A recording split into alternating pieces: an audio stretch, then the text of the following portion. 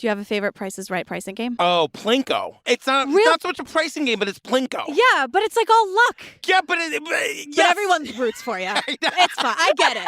Everyone's just like happy you're there. Everyone's very supportive. That's all. It's like Obsessed Fest. There you go. Let's have Plinko next year. Oh We'll talk about it.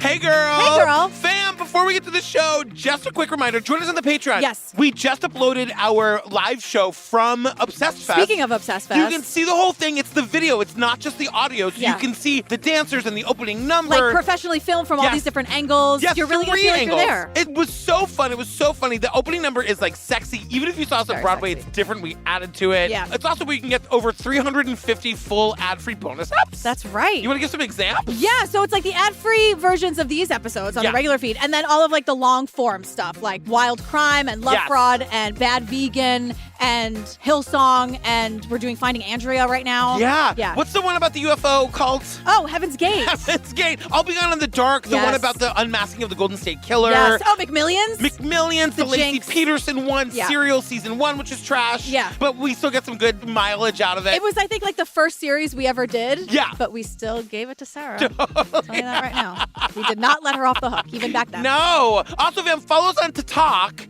We are True Crime Obsessed Pod. Follow Obsessed Fest on Instagram. It's at Obsessed Fest. Yes. And join our Facebook group. That's where you come to find community and make new friends and talk about the episodes. It's the True Crime Obsessed podcast discussion group. That's right. That's all. That's all. It's all. I know. That's great. I always say that's all. So like, that's it. Yeah. Three simple things you got to do today. But it's all fun things, and it's all for you, everyone. Right.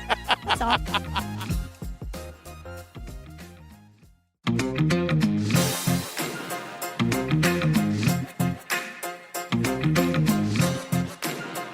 All right, girl, what are we talking about today? Natalie Grillo, our director of projects, absolutely loves this documentary. That makes perfect sense. I can't believe she's never been on The Price is Right. I know. It's called The Perfect Bid, The Contestant Who Knew Too Much. It's on Netflix. He wins this game, they go to commercial, and it's time to start up again, and the next item up for bids, and it's a recliner.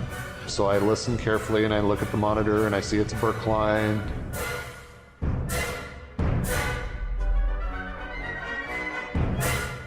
Wardell, who's just come down to Contestants Row, bids first, and I'm thinking, please don't bid $5.99, please don't bid $5.99, please don't bid $5.99. $650. $650. Now let's go up here to Theodore. $5.99. $5.99. One of you is exactly right. $100 bonus for the contestant who bid $5.99. Theodore. Very happy. I go up on stage. I almost trip going up the stairs. People say you don't really understand it till you're on the stage, and it's true. You get up there and you're just kind of like, oh my God, I don't know what I'm doing. It's very exciting. And Can I just say, this documentary has like an opening credits sequence. I've never seen that before. Really? Yeah, because it's like a TV show. You know, it's The Price is Right. Even though The Price is Right absolutely does not have opening credits. Yeah. Was The Price is Right before your time? No, I think The Price is Right is everyone's time. It's everyone's time. I remember the Bob Barker days. I would like stay home from school, and that was the thing you watched. With your ginger ale. With your ginger ale. So you didn't feel well. Totally. And then you waited until Santa Barbara, the soap opera, came on. You lost me. There was a soap opera called Santa Barbara. The Eden and Cruise of it all. Look, we don't have time. Kelly Capel, it's where we got Robin Wright. That was her first gig. Oh. She had to leave that to go make the Princess Buttercup thing. The Princess Bride? The Princess Bride. With my boyfriend and yours, Peter Falk? Yeah. I forgot he was in that. He's the grandpa. Yeah, he reads the story. That's right. Every story's a storybook story. Grandpa, maybe you could come over and read it again to me tomorrow. As you wish. Peter Falk. Anyway. Oh, my God. Anyway, get us started, girl. All right, so we meet Ted Slauson. Gay. He's a homosexual. Yeah, I'm going to say it right now. Drops it in about halfway through. Halfway through, I didn't know. Yeah, because at first he does something where I'm like, oh, Ted, barf. But then also still barf, even though you're gay. We'll fill you in. Gays, you're not off the hook from the sexual harassment of women because you're a homo. Can you say that for gay men because they seem to think it doesn't apply to me for some reason? It doesn't apply to women? It does. Like, I understand that there's like a perceived closeness and we're trying, like, the argument is that we're just like, we love you and we feel comfortable and close. No. Groping groping and grabbing is groping and grabbing. I watched you almost knife a guy to death, who I'm assuming is a homosexual. Yes. At a bar, because you didn't see him coming, and he planted one on you. He came up and grabbed my face and kissed me, and I went, what the? You had a knife in your hand. You had a steak knife in your hand. I was eating an Impossible Burger, as I'm wont to do. But yeah, don't grab us. No. No one grab anyone. No, exactly. Can we just leave it at that? No one grab anyone. Merch dropping this fall. Keep your hands to yourself. Yeah. So Ted Slauson, and it's like, did he cheat The Price is Right, or did he just come prepared? That's what this whole film is about. Sure, but I wish this whole film was a documentary about a cable access show he used to make with a woman named Linda called Homework Helpline. It is very cute. Hi, I'm Linda. I'm Ted. You're Linda. I'm Ted. Oh, you I don't know who you are. Who are we? I'm Linda. And the Homework Helpline is coming up in just a minute as soon as we figure out who we are. What is this? It's like a cable access show where I believe that like nerdy Ted and his like nerdy pal Linda would let kids call in and ask like their math questions. Right, because I guess their parents were like, fuck off, kid, do it yourself. Totally. Or their parents were at work or something, and so they needed help. There was no internet at the time. Like, they just called this TV show and asked for only get like help. 2 minutes of it, and then we see wholesome. The co-host Linda, who thinks Ted is a gas. Loves him. Loves Ted, laughs at all of his jokes. I got but bad I'm like, news, what? Linda. I got great news, but I have some news, Linda. Take it however you You're will. talking about the gay stuff. Well, yeah. Yeah, because she Linda, looks at him kind of like, oh. She does a little doughy eye. But That's true. it's sweet. It's a very wholesome show. He's very smart. He's good with the kids. And I get it. We only get 30 seconds of it. I want a whole documentary. Homework Helpline. But the reason we have that footage is because Ted has that footage. Yeah. Which I love. Well, and also, Ted, it seems like a very organized person. Ted knows where everything is. We're going to 90 minutes of how organized Ted is. Steve, you think you're organized? No. Move over. He had spreadsheets before Microsoft. Before Mike. One more time. Before who? He had spreadsheets before Microsoft Excel was a thing. I couldn't do it. You couldn't do it. I'm allergic to the words Microsoft Excel. I can't even say them. You did great that time. Thank you, because I had to practice. Steve made you put them in your wedding vows. Totally. Steve, I love you so much, but move the hell over because this guy is more organized than any of you. I know. My name is Ted Slauson, and I was born on an Air Force base in Massachusetts. My dad was in the Air Force. From there, when I was 6 weeks old, we moved to Wisconsin, which is where both of my parents are from. Lived there for a few years, moved down to the Kansas City, Missouri area, where my dad was stationed for a few years. And then in 1970, they moved to California, where my dad was transferred. We do see some teenage photos of Ted where he looks very much like a cross between me, Elton John, and my dad. Oh, great. They're very not sexy. Okay. Ted, at that point in his life, had achieved the best he was ever going to look. He was like a strong 6, and he was really working it. And I relate to this. I think he's got himself together now. Sure. No? Yeah, he found himself a great partner. Right. I don't know if they're still together. We don't know. We never meet the partner. No. But we do meet Roger Dobkowitz. The Price is Right. America's Love-In with the Giveaway. A hit in prime time in the 1950s. By 1972, the producers decide time is right for a daytime version. Roger Dobkowitz started as a production assistant on The Price is Right. It was his first job in television. But we learn in 1972, the producers are like, all right, we need to move this shit to daytime. Because it was such a major success is the point. It blew up. Yeah. And so this is where we meet Roger, and he started as a production assistant on the show. And he's explaining the way it worked in the old school days. He's trying to explain math, essentially, because he says... And I appreciate you, Roger. He's telling us how they would do the calculations for the showcase in real time, because it was 1972. They didn't have, computers adding it up. They had, calculators behind the scenes. Calculator's a computer, but we won't split hairs, Roger. But he does say, he was like, how did we even survive on this rudimentary equipment? I know. I'm like, Roger. Look, I would have been scared. If that were my job and I had to add up all the numbers, no. Yeah. So they give us a quick image of a TV guide from back then, which of course I screenshot. Oh my God. So at what was happening? Well, we have the Electric Company, episode number 78, Rita Moreno as an assembly line worker in a sketch on the letter A. Oh my and God. And sounding out words with AI. Oh my God. Then we have at 10:30, so it wasn't 11 a.m. back then. 10:30, we had The Price is Right. Also, a lot of competition. At the same time, we had The Price is Right on Channel 2, Concentration, Petticoat Junction, and then some religious nonsense called Encounter. Petticoat Junction. Yeah. The bar was set real low. Yeah. And then at 11 came, Andy Griffith and Gambit. God, you know what? I'm alive at exactly the right time. You know what It was nothing to watch. Nowadays, everyone has 4 TVs and a million channels to watch. Well, back in the early 70s, there were 4 channels and we had 1 TV. And with 6 kids, obviously, we had to all agree on what to watch. And, my older brothers and sisters decided they wanted to watch The Price is Right. So grudgingly, sat down and watched it with them. And by the end of the show, I was pretty much hooked.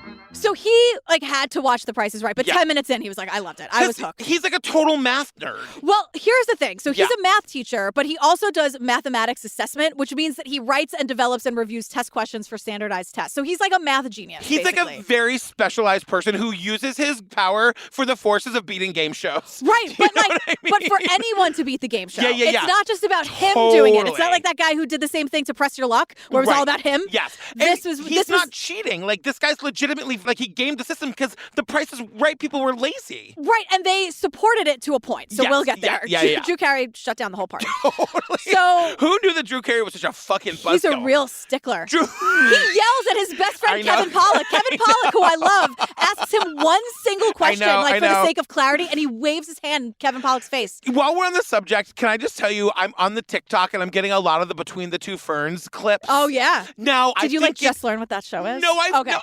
whoa. You totally just boomered me with your eyes. You millennialed me or whatever about that San Jose show. Santa Barbara.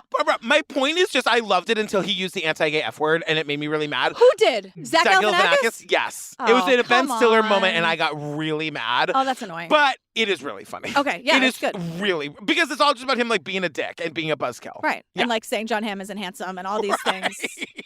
So one week I got into watching Price is Right from 1973.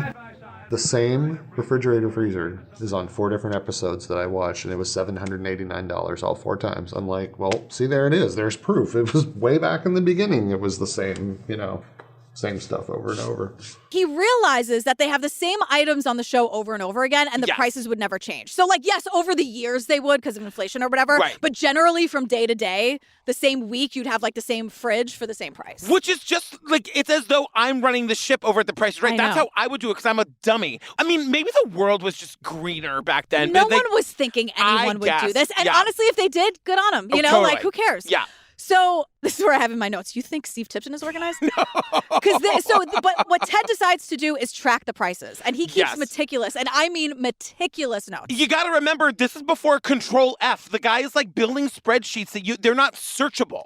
Looking at these spreadsheets just gives me a fucking headache. Yeah, they're dated, they're cross-referenced, they're organized by date or organized by brand. It's unreal. Now we're back to Roger, the PA. Yeah. And he wrote a 200-page thesis on, quote, the historical study of primetime network television audience participation programs from 1948 to 1968. He writes his college thesis on game shows. Because I love game shows. I gotta say, it's super nerdy, but this is a new thing because of Survivor. The Survivor fans are so... Cochran went to Harvard, and he wrote his fucking...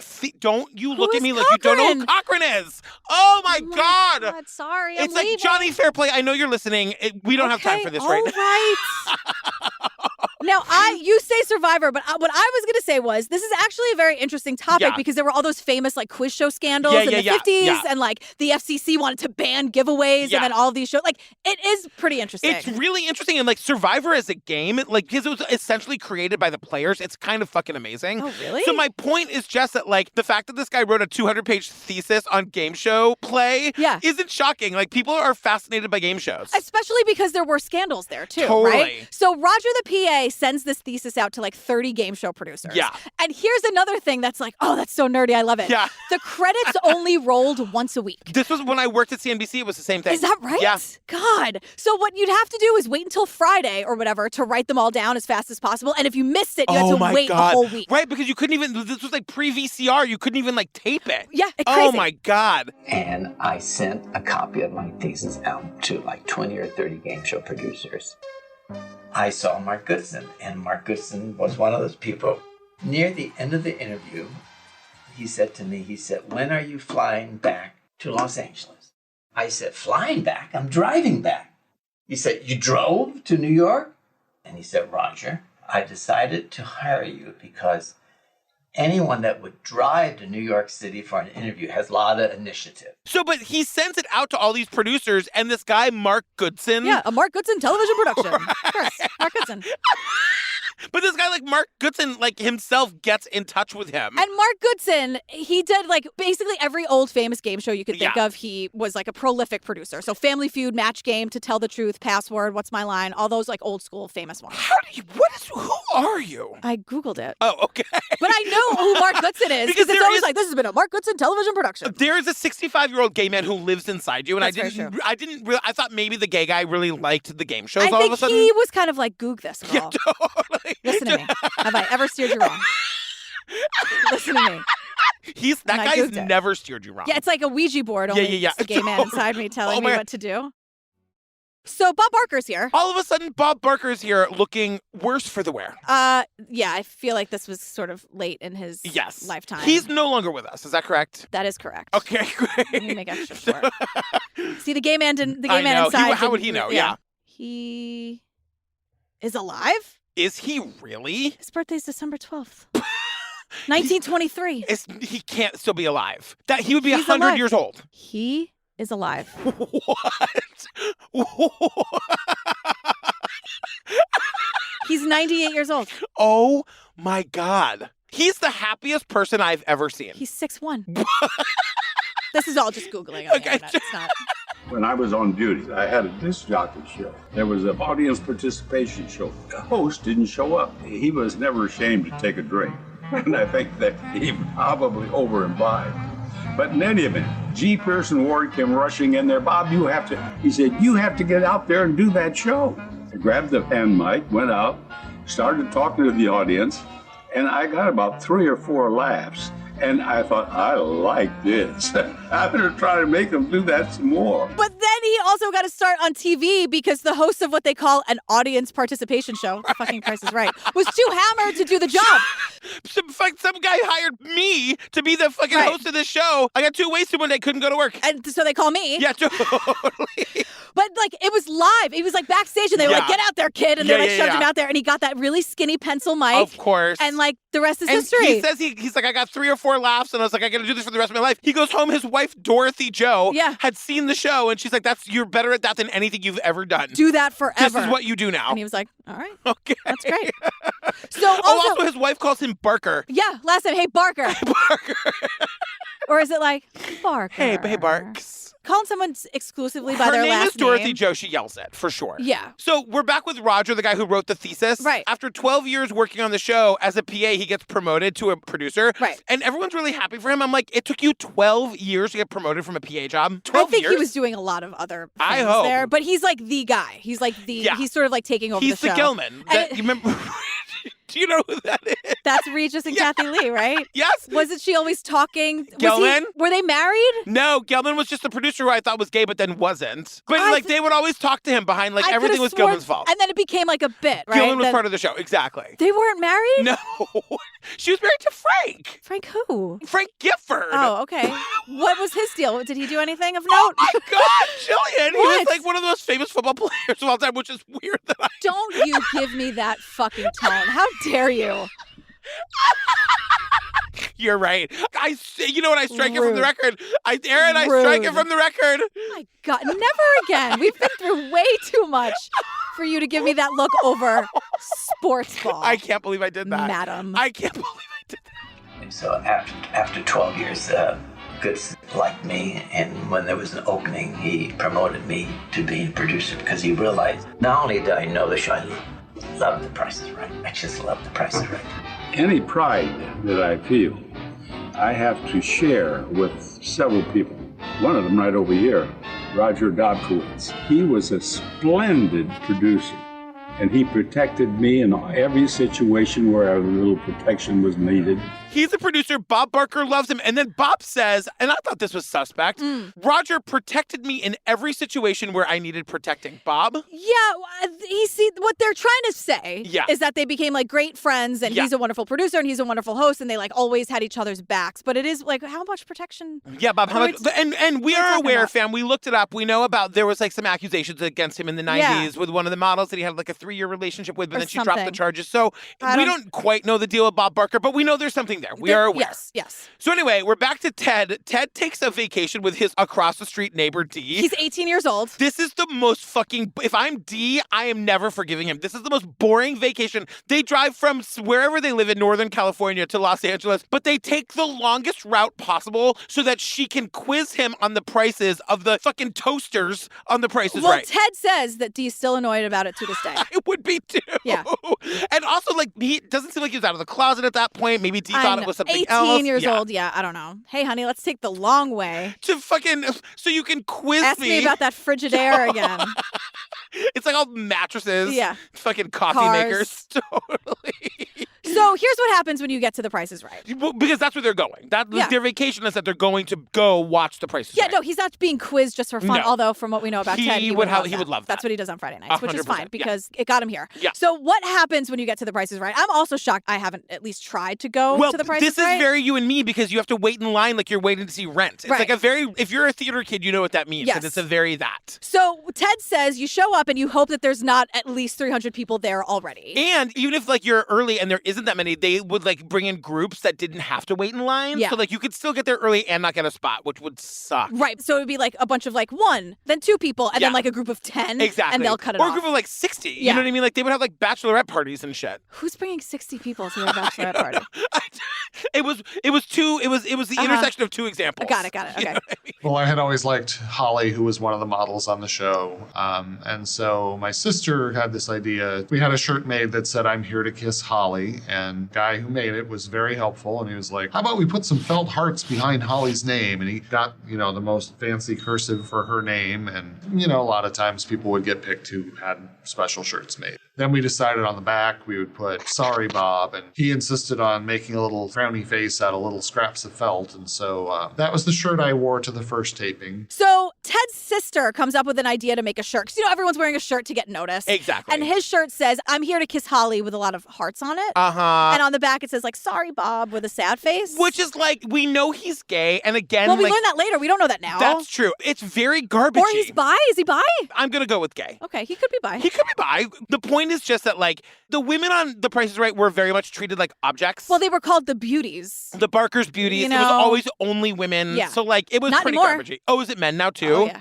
Oh. Everyone's represented on the stage. Oh, I should check it back out. Yeah, you should. Okay. I'm going to go back in tomorrow. Yeah. So we learned, too, that while you're waiting in line, the producer, Roger, will come down the line and kind of, like, interview because they pick all of their contestants from the audience. Right. So, like, Roger is, like, scouting for potential contestants. To get down to contestants row. Exactly. So, like, you're in the audience screaming your head off, and then it's like, "Patrick Hines, come on down. You're the next contestant on The Price is Right." Bum, bum, ba-da. That was too real. I would kill on The Price is Right. Would you? No, I'd be awful, but Okay. I'd be really fun. I think it would be so fun to go. Yeah. Should we go? Okay. Stop it. Should we go? I enjoy the program. Okay. But I think I'd be pretty good. All right, we're going. Mike and I are, like, not bad. Because when we watch it, you fucking play. You don't just Really? passively watch The Oh Price my is Right. God. You're not guessing the price of the lettuce or whatever? Of course I You am. monster. I know. But I also don't know. Like, when they show, have like, no idea. a bottle of vitamins, I'm like, $800. And also because we live in New York City where everything is 10 times more expensive. Yeah, so sometimes it'll be like the Lipton iced tea, like the mixer thing. And I'm like, I was just food shopping. It's $11. Yes. And it's like $2.99. But my heart is in the right place, if that means anything to you, producers. So they get in, Ted and Dee get in, they sit in the back, and like Ted isn't getting called up, but he's shouting out he knows the exact number that everything costs. Right. And he's shouting that out to the And everyone's contestants. shouting. Yeah. Like, it's a screaming match the entire time you're there. Totally. And like Dee is shocked that he knows all the price. I'm like, Dee, you just spent 17 days in the car with this guy. You know what he knows. Yeah. Quizzing him. 100%. The two things we did not let them do, we didn't allow them to take lists into the studio. In line, when they're waiting to come into the studio, we didn't allow them to say anything in the order of, "Everybody pay attention to me. I memorize all the prices, so everybody listen to me when I shout on a price, we'll all shout." We didn't allow that either. But there were some rules. There were two very important rules. Yes. One, the audience could not take lists into the studio. Yeah, obviously. And you can't brag about how good you are. But also, like, when you're just yelling the accurate, exact prices, when that happens like twice, everyone's going to be looking at you. It's also the just same like, thing. And these rules are meant to keep the game fun. This isn't like winning like Who Wants to Be a Millionaire and you're like taking the studio for $1 million. Like, this is just like, They're these are pricing low games ticket. about refrigerators. Exactly. You know what so I'm it's saying? just meant to keep the game fun. But Ted tells us that from 1984 to 1989, he went to the show once a year. Ted. Yeah, and he was never picked. Never never and picked. on top of that, the contestants aren't really listening to his advice. Right. Because it's just sort of noise, you know? Like, it's hard Yep. to, how do you know? Especially if you can't say, like, hey, you should listen to me. No one's going to listen to Ted. Totally. Although they should. We also learned Roger said that he and Bob figured out how to do the show. They would tape a 60-minute show in 60 minutes. No editing. Because Bob says when you can do a show at a time, you're the editor. Yes. You pick what stays in. I mean, like, that's how great everyone was at producing this My show. only thought with that is that it doesn't give you any room to be, like, super fun. Like, I would want to be, like, you know, like, I'd want to do, like, little bits and stuff. But I think he would, if he needed the time, Yeah. he would do bits. Yeah. I think that's what he was saying. Yeah, totally. So, 1990, Ted returns. It's taping number 8 that he goes to. He, like, calls twice to make sure. It's 4th of July weekend. He like, really wants to make sure he's not wasting his time. Right. So he does what he does, what everyone in that room does. He's shouting out the answer to a bid from the audience, but he does it before Bob even finishes saying what the item is, and Bob, like, gives him some shit for it, because it's obvious, like, it's silent when Bob is describing the item. Yes. And he's like, $14.99! And Right. like, Bob's like... And you hear him... Now there's the first bid of The Price is Right, and everyone starts laughing. And then when, like, the guy takes his advice Yeah. and uses the number and he gets it on the dot, you get Yeah. an extra $100. Bob makes Ted stand up and, like, take a bow. And, like, the audience thinks it's great. Yeah. The producers think it's great. Everyone is Bob's, so like, excited. congratulating him. And Bob tells the audience, like, let this be a lesson to you. Yes. If you watch the show every day, you too can get the exact right price. So they go to commercial, they come back. There's another woman named Susan. She gets called up. Susan's the smarty pants. Oh, yeah. She turns, because he was just exactly on the nose and, like, right before the commercial, she turns around to Ted and asks him straight up, Help me. She mouths, help me. And he's like, okay. And Bob Barker catches them. And Yes. he's like, oh, I see you two flirting over But there. then Susan does the smart thing and asks him, and then doesn't use the bid that he gives her. He tells her to bid 1,000. She bids way over what he said. Like 14 or 1,500. And then and she loses because his bid was right. Right, his bid, the real price, the actual retail price was like $10.65. It was very close, even though he didn't study this item. And the point is that he's done so much studying and so much Excel spreadsheets that, like, his guesses are still pretty close. But Susan, she's not out of luck because now there's another lady on Contestants Row who's asking him for help, but he wants to help Susan. Right. So they bring out these figurines. Susan finally turns around. He tells her $6.95. He's right on the nose. Well, and this guy fucking knows. He's a not phenomenon. subtle. He's not even saying, like, $1 less. Right. He's telling her the exact bids. And Bob is like, Theodore give you that? he did. Theodore! Will dinner tonight be separate checks? I'll pay. There you are, Theodore. Whether you get on stage or not, Theodore, you won a little prize on The Price is Right. It's all very obvious. No one has a problem. This is like a grand old time for everybody. No, and then she gets up there and there's like another thing that he knows how much it is, and she looks at him and doesn't take his advice and she fucking loses. Right. And so when that happens, when she doesn't take Ted's advice and she loses, Bob assumes that Ted was wrong. Right. And the audience comes to his defense and they're like, no, Bob, he said she didn't listen. She didn't listen. So, like, Susan, why are you asking if you're not going to listen? And the reason we're talking about this for 10 minutes is to really show you that, like, this was all in good fun and part of the game. And, like, Bob was in on it and was fine with it. The producers, they were just like, see, like, this guy, he studied it and here we are, and that's okay. Totally. So then they bring out a card. Ted knows exactly how much it costs. But then he sees Roger, the producer, like, whisper something to Bob during the commercial break. Right. So something's, like, about to happen. Up. So he tells the guy, like, the contestant looks at Ted, takes Ted's advice, and it's wrong. Yeah. And then somebody, the producer... Bob Barker says to everyone and Ted, to the entire audience, hey, guess what? Hey, Ted, that bid? Yeah. You were right. But what happened is we do have a model of that car. That is the price you said, but we use different versions of the cars to, quote, fool people like you. Exactly. So, like, this one had, like, air conditioning and the other one didn't. So it was, like, a little bit more expensive. So, like, Ted is saying, like, oh, fuck, I really got to be on my toes. And this inspires Ted. Right. Because now there's websites and he, like, can go through all the products and he now has to memorize every kind of model of car. Like on the car's website itself. Exactly. And so Ted looks right at Bob Barker and he's like, challenge accepted, Bob. I'll see you in a year. And he fucking does it. And, like, Ted just has one of those encyclopedic brains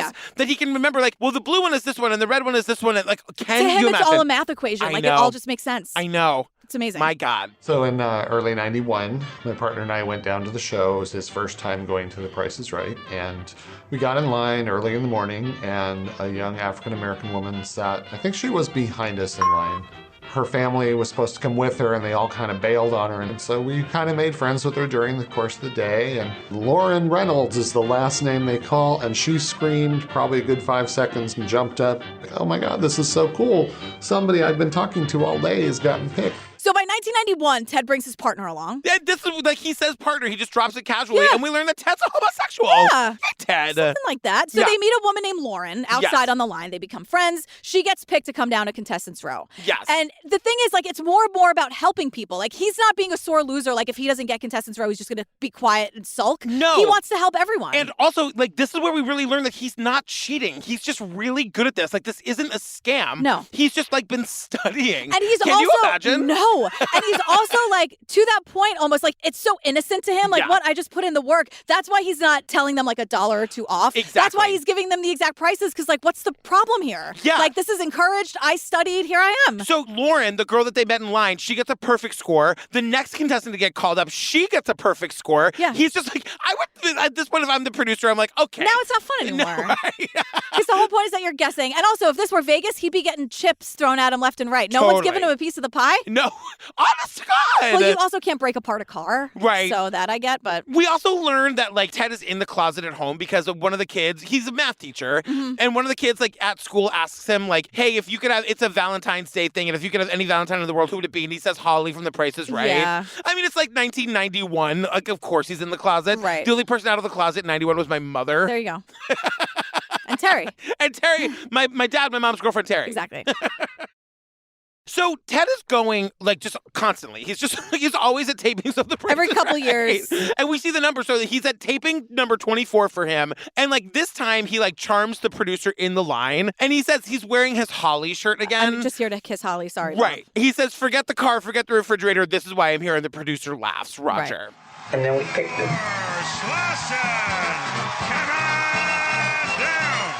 So he finally gets called down to Contestants Row. And we learned that, like, prior to this, he'd been having nightmares where he would get picked and then, like, the show would have to stop production. Oh, my God. Like, he's having Right. But he's like, and he even says, like, joke's on me. This documentary came out several years ago, but he's like, joke's on me. It's like 2015 and it's still going strong. Exactly. So here we go. Exactly. But even Bob Barker's happy for him. Theodore, you made it. You made it. I was, very excited at that point. And Theodore has been a loyal friend and true. How many times have you been here? 24. 24 times. Everyone's rooting for this guy. And can you imagine, like, we have a small version of this where, like, we have, like, such loyal listeners that we know who some of them are when we meet them in the wild. So Of it's course. so fucking cool. Yeah. And, like, but Bob, like, sees Ted and knows him right away. Yeah. Yeah. And Ted is, like, his head is spinning. He's been imagining this moment his entire life. And he's already getting tripped up a little bit. So, like, the outdoor furniture comes along. Yeah. Oh, God, the outdoor furniture set. Okay. He has 3 options memorized of what it could be. Because, again, they're trying to trip up people like Ted. Yes. He goes with the wrong guess. And someone goes out to play his pricing game. The thing is, we see his spreadsheet, and there's legitimately 2 different kinds of patio furniture. Could have gone either way. Like, oh, my God. You know what I mean? And the thing is, he guesses the exact amount of the other one. Exactly. That's like $10 off from the... It's whatever. But then the next item is a recliner. He bids $599, gets it dead on. He gets called up, and he's just like, oh, my God. Yeah. Have you seen the video where Aaron Paul... Yes, I was going to bring it up to you. Before he was famous, was on The Price is Right? He said he's so embarrassed by that. He goes, he looked crazy. He drank like 7 Mountain Dews or 7 Red Bulls just to because you have to wait in the line. It's a marathon, not a sprint going to The Price is Right. That's a good thing for us to remember, by the way. So he pulls me back and proceeds to start to explain, what we're going to do. And meanwhile, the third door opens and the prizes that I'm going to price are behind there. And Holly's going to show the prices of those. And she sees my shirt. As you well know, you can win 4 punches on the punch board. And she kind of burst out laughing. And Bob says, come on, Holly, give him a kiss. So he can concentrate on what he's doing. So Theodore's finally up there. He's about to play Punch a Bunch. So as they're like lining him up for the game, Holly is there. This is like a Holly game. Yeah. And this is, I don't know. I think this is garbagey. I hate this. Because Ted is wearing the I'm here to kiss Holly shirt. Yeah. And he's like, Holly, come over and give him a kiss. So he can concentrate on what he's doing. Exactly. First of all, the guy's a fucking homosexual, but whatever. So Holly comes over. And also, this is the best day of his life. He's on The Price is Right. He's worked his whole life for this. She gives him a kiss on the cheek. She gives him like 2 kisses. But then she kisses him on the mouth. And like, in fairness, she looks like she's having some fun. Yeah. But like, also, what is she going to say no? Like, she's in a situation where she has to do what Bob says. Right. And just put a smile on her face and just sort of deal with it. So like, Bob Barker has to like yank Ted away from Holly. This is a fucking mess. And he's like, he was not gentle about it. Can we get back to the pricing game, please? Yeah. So it's punch a bunch. Right. So like, you have to know the prices of items to get the punches. To earn the punches, But once you have the punches, the punch board is all luck. Mm-hmm. Like, there's no rhyme or reason to it. But like, because he knows everything, he gets all 4 punches. But he made this Price is Right computer game at home that had Punch-a-Bunch on it. And so the game, he programmed it. I know, but it's very serious. Yeah. He programmed his own game to be random, just like the real show. Yeah. So he played his own game that week. He's been using studying by playing his own version of Punch-a-Bunch. Well, and he didn't know he was going to get Punch-a-Bunch. Like, you never know what game you're playing. And so he punches the same holes he did on his computer game at home because he did really well and won like 10 grand on his own computer game. Yeah. So he punches 4 holes right in the middle in a row. Usually people go like up here and up there and up there. And no one has ever done that before. It's really weird to go like 1, 2, 3, 4. Yeah. Okay. He wins $1,000. And like, I didn't do the goog, but like, that was a lot of fucking money. Yeah. And he knew the $1,000 was like the first thing he did. He could have traded it in. Like, he still knew what he was doing. Right. Then, like, you know, they do like the showcase showdown thing. We have to spin the wheel. Yeah, of course. And to get to $1. Come on. You gotta get to $1, but he doesn't. He gets 55 cents, and he's like, maybe the next guy gets 70 cents. He's out. Yeah. And he says, like, oh my God, I've been working my whole life for this moment, and now it's over. It's a series wrap on Ted on The Price is Right. Yeah. Because, as we learned, show rules state that once you've been selected, you are never eligible again. Yep. So, like, this is it. And if you're selected to get on Contestants Row and you don't get up to play a pricing game, that's it. Oh my God. Yeah. But we also learned that they take him to the place where the contestants go to like fill out their paperwork, and he feels a tap on his shoulder, and it's Holly. I'm looking down at my paperwork, and all of a sudden there's like this tap on my shoulder and someone saying hi to me. I look up and it's Holly, and she's handing me an autographed picture, and I'm like, hey. And I got up and I gave her a hug, and she said, I just, wanted to bring this to you. And I was like, thank you so much. And she left. And to me, that was always like the best moment of the whole experience, because she was always my favorite model. To me, it was like I didn't ask for an autographed picture, but she felt like, I was such a great fan that, it would be a nice thing to give me. Holly, like, of her own volition, has come over to, like, give him an autographed picture. Yeah. So, and I'm like, Holly was feeling very famous that day. It's a very sweet story. And it's also like this guy has been coming here for 25 games, and like totally. He's like a major super fan. He knows all the amounts. Like, they were just being extra nice to him. I just was like, what is Holly's life like? Like, she probably didn't make that much money. She probably like lives in some apartment. So you know what I mean? Yeah. Like, she's a big deal on The Price is Right, but like, I'm sure they were underpaid. I'm sure they were. I'm just like wondering what Holly's life is and her whole like. job is like being objectified and like the pressure to be, beautiful and all this stuff. It's like crazy. So he won $1,100 total. He won $1,000 from Punch-a-Bunch, and he won $100 for guessing the exact amount to get on stage. Yeah. But he also won a recliner. I know. And he saves all this stuff. We see his receipts for like the money that he won. And like they sent him swatches to pick what color recliner he wanted. He chose like a salmon color. Ted.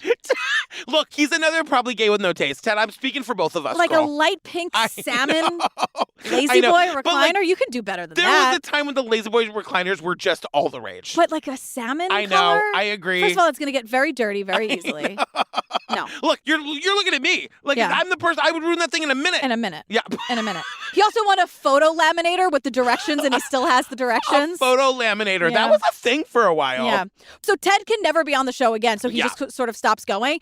And he focuses on other hobbies like collecting Snoopy memorabilia. We are back here again. We just did this with Casey Kasem. I know. We see the Snoopy memorabilia, but we never talk about it. Yeah. He's like, to which I say, do you give it to him again, girl?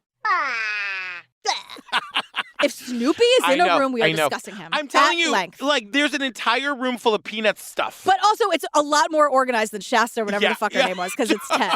Totally. And Ted would also get someone actual medical attention. Snoopy dressed as a doctor, adorable. We need a real live doctor who went to school. No, Shasta, I couldn't agree more. I hope you're listening. So I think it was 2002, the Memorial Day time frame, I got together a kind of a ragtag group. It was my partner, a friend of ours, her mom, my nephew, my sister, my dad, another nephew, and me. That's 8. That's all of us.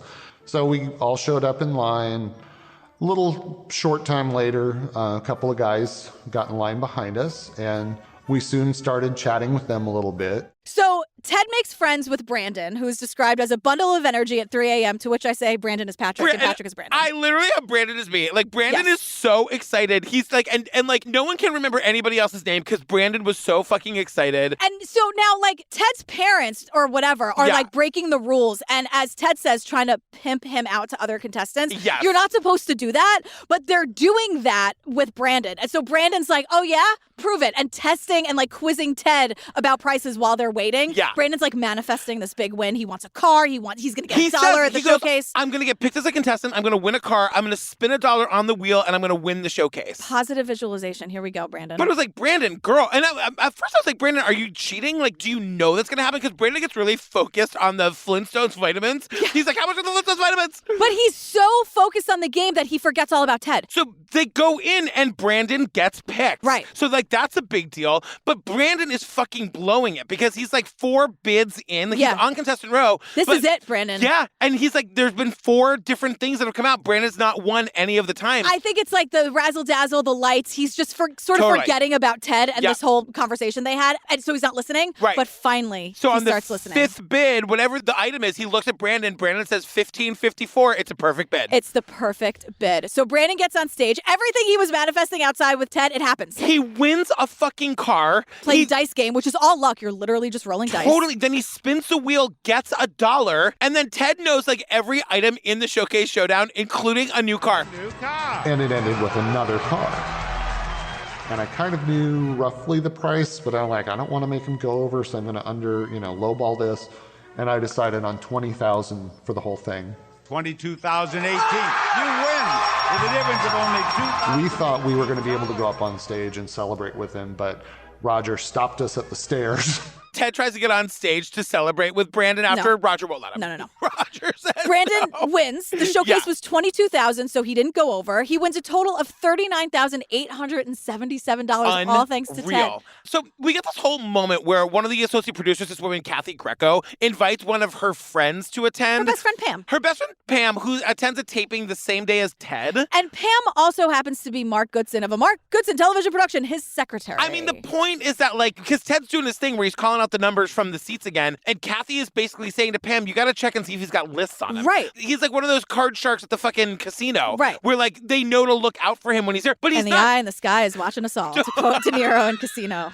But he's not cheating. Right. He really just knows this stuff. But what his dad is doing is telling everyone to ask him, and that's what sort of gets their ears up, and they're like, all right, why? Why are they asking? What's going on? Yeah. But now we're talking about Bob Barker retiring. In 2007, as you probably know, Bob Barker retired from The Price is Right after his 35th year. 35 years. 50 years in the show business and 35 years in the show. It was a good time, and it really was. I consider myself a very lucky man because all my life I did something I thoroughly enjoy. I really did. I never got up in the morning and thought, oh, I don't want to go in there today. Never. And he's just saying, like, he lived a really charmed life. He tells the story about, like, he lives in Hollywood and there's always these tour buses going by. Right. And he'll go out and actually, like, talk to them. And people are like, Bob, why do you do it? And he's like, because of them, I never had to have a job I hated. You know who used to do that? Jimmy Stewart used to go out and wave on his front lawn to the people who would do the tours. Yeah. Wow. But that's like old school guy, you know? Yeah. I would do that. Yeah, I know you would. I'll give you my address right now. You guys drive a bus by my house. Redacted. I will absolutely wave from my living room. And so Bob Barker, he was like, one last thing before I went. That young whippersnapper Drew Carey comes along. To those guys, everyone's young. They're all like, hey, kiddo, you got your whole life ahead of you. Totally. Drew Carey's been famous for 40 years. He's like, I was going to yell at him to make sure you keep saying the thing about the get your pets spayed and neutered. Yeah. Drew Carey cuts him off. He's like, Bob, I'm going to do it. Yeah, help control the pet population. Totally of course. And he does do it. Does he do it of to this day? To help control the pet population. It's the simplest tradish to carry on. And also, that is important. I agree. Control the pet population. Totally. Too many. So by season 37, the rules have changed. And now, if it's been 10 years or more since you've been on, you're allowed to become a contestant again. It seems like a weird rule to change. You know what I mean? Like, were they having a hard time getting contestants or something? Yeah, I don't know. Was it like everyone who was ever going to come to The Price is Right had already come? Yeah, I don't know. That it's is a weird rule to change, but that means that Ted can, like, give it another go. So to me, this was like, well, this is cool. I can go back and maybe get on a second time. So I really put a lot of effort into studying the prices over the summer. So this is the program I wrote to help me memorize the prices on the show. I broke everything down by category. And he's back to studying. He's built a program to quiz himself. It's basically like flashcards. Oh my God. But it's like thousands and thousands of like items in this program. But now we're getting to the scandal. Yes. Because there is a scandal. Yes. Kind of. And here we are. Okay. So it's September 22nd, 2008. Yes. A guy named Terry Neese wins the showcase. Yes. And he does it by guessing the exact price, not within a few $100s, because if you get it within a few $100s, you get both showcases. Yeah. It's like a massive deal. But the thing to know, these showcases are like multiple. It's like a boat and a car and like a kitchen set. Like these are not rounded prices. Like the kitchen set costs like $874. Like, you know what I mean? Like for it to have been random seems a little impossible. It's never going to be $15,000. Exactly. You know what I mean? Right. So, and the exact price, not just a couple hundred, because I've seen it when that happens and the whole place explodes, where it's like within, I think, like 300 or whatever. Yeah. But the exact price, no one has ever done that before. No, and it turns out that Ted was there that day and he had met Terry and his wife Linda in line. Right. So like we're gonna get this whole thing where Terry is taking full credit for like just knowing that like he studied too. Exactly. But and like he's smart too. We know, and you can see in the footage that like he's looking back at Ted. Ted is sitting next to Linda, his wife Linda. So like Ted is telling Linda, Linda's screaming it to him. And we see it. And we see it. But now we see Drew Carey on Kevin Pollak's chat show or whatever. That's what it's called. Drew Carey hates Terry because Kevin Pollak brings it up and he goes, oh, that dude. Right. So now we get like all the stories about what happened from everyone's perspective. Exactly. Ted, Terry, and Drew Carey, who hates everyone. Let's give the guy his prize right now. We'll investigate it. And so when we come back on the air and you're not thrilled for the guy, which is all the fucking press talking about. I think I'm fucked. Right. You're out of a job. I think I'm out of a job. You think they're shutting down the show? I think they're shutting down the show. So like in a nutshell, like Ted met Terry and his wife in the line. They get brought in together and they're all sitting together in a row. Terry gets called up to like contestants row and is immediately looking back at Ted and Linda, where essentially Ted's just doing math in his head, telling it to Linda, and Linda is like screaming the price out to Terry. Right. That's how Terry is winning. Right. And at first he doesn't listen, but then he starts to listen. Right. And we get this on-screen text that says, in the broadcast version of the show, Ted is removed from several shots. Yeah, they actually have like the actual footage from the show, and we see this. We see the communication. And again, no one's cheating. Like, this is all allowed. Right. And one thing I want to point out is that, like, Terry, again, is going to take credit, saying he knew all of these prices. At one point, we see it. Terry is too far away from Linda and Ted. He can't see them or hear them, and he loses. He gets it wrong. Yeah. So Drew Carey says to Kevin Pollak, there was this guy in the first or second row giving people advice. Yeah. And the way he says it, I'm like, Drew, it might be annoying, but it's part of the gig. And it's part of the game. Legal. Right. Right. So Terry gets into the showcase, and this is the big moment because Ted knows the price of all of the individual items in the showcase. Right. And he's doing the math in his head, and he's leaning over to Linda, the wife of Terry, who's actually playing the game, and he says to her, $23,743. That's what this is. Like, that's the grand total. And he's like, let me do the math again. And he does it again, and he's like, nope, it's $23,743. Ted does not want to call too much attention to this. Right. So he says, Terry's going to look at me, and I'm going to round up. He's still going to win, but it's not going to be to the dollar. He goes, maybe we should only win both showcases, and let's not make a big spectacle with the exact price. Contestants winning both showcases, it's a spectacle, Ted. Exactly. Either just go all the way. Well, because Terry doesn't look at Ted, he looks at Linda. Right. Linda doesn't know the rounding up plan. And she says absolutely not. She wants to go for the gold. Exactly. So she tells Terry the exact number. He says the exact number, and then they go to commercial, and then that's when Ted's like, that's when everything fucking changed. Right. And everything stopped. Kathy Greco, but she came out with her headphones. She was like that. And I was like, what happened? She goes, she had her clipboard. You got the exact amount. And I went like, what? And what was the item? There's always like 3 or 4 things. I don't know. And I go, did that ever happen before? And she goes, no. That had never happened before. No, so that's what she said right away. People on the show were on the stage talking with other people on the show. We shut down for like 10 minutes. Right. 15 minutes, which is a long time. Drew's like, that's never happened before. She's like, no, that has never. It's to the dollar. It's the exact number. Like knowing the price of a blender is one thing, or guessing $1,500 is one thing, but this was way, way, way too specific. But like everyone wants to say there's like some big grand conspiracy because Standards and practices shows up. Remember Roger, the producer, like when Drew Carey came on, Roger got let go and everyone's like, oh, it was an inside job. And just to fuck with the show, they gave the people in line the number. No, this guy, Ted, just was good at this. He had a fucking computer system that had every item in it and he memorized it. And for whatever reason, in the moment on stage, Drew Carey thinks his life is over. He thinks the show is over. I was not following this at all because Drew Carey they come back from commercial finally, like 10 minutes later, they do the thing, and he's like, congratulations, you won. Actual retail price, $23,743. You got to write it. There's no joy in his voice. Because he says says to Kevin Pollak, he was like, I just said fuck it. Because one, they were never, he didn't think they were ever going to air the episode. And he thought his career was over for whatever reason. Both of those things, even if they don't air the episode, like whatever. It doesn't make any sense. I was like, Drew, this is like a big, you should be, like Bob Barker did the show for 30 years of this. Be happy. He is so monotone. He's like, you got it right on the nose. Great job, everybody. Spay and neuter your fucking pets or whatever. Bye. And like throws the mic down and walks away. Like, Drew, like, why are you like Drew Carey is no fun. I will not hear otherwise. And I wonder if he absorbed Kathy's vibe and standards and practices.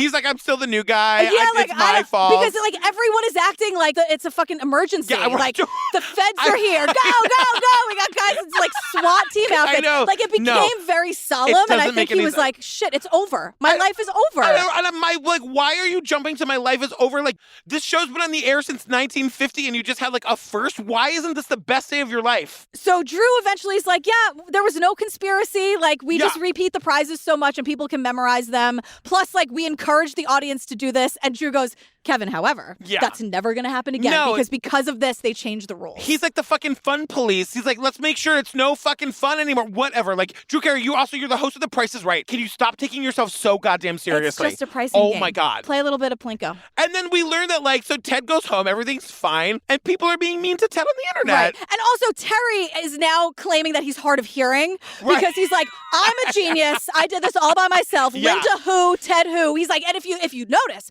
I am very hard. Say that one more time. I'm very hard of hearing. I never could have heard anyone pitching me bids. It's just like, who cares, Terry? Like, you didn't break any rules. Like, are you afraid you're going to get in trouble? Or like, you need people to think you're some mad genius? What are you talking about? That's what he wants. Because it ends with a quote on-screen text that says, if there's one thing I've learned through all this, it's that there's such a thing as being too perfect. Terry Nee said that. Terry, give me a break. My God.